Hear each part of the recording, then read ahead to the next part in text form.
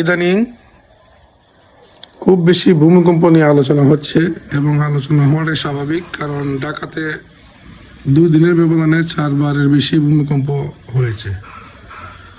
তো আপনি আপনার মোবাইলে যদি ভূমিকম্পের আগাম বার্তাটি পেয়ে যান, সেটি কেমন হবে? সম্পূর্ণ ভিডিওটি শুনুন এবং কিভাবে অন করতে হবে সেটি দেখুন। দেখে মোবাইলে অন করুন এবং ভিডিওটি শেয়ার করুন।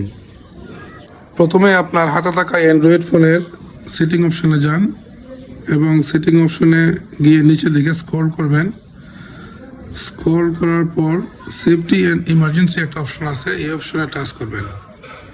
টাচ করার পর এখানে দেখতে পাবেন যে আর্থকুইক নামে একটি অপশন আছে।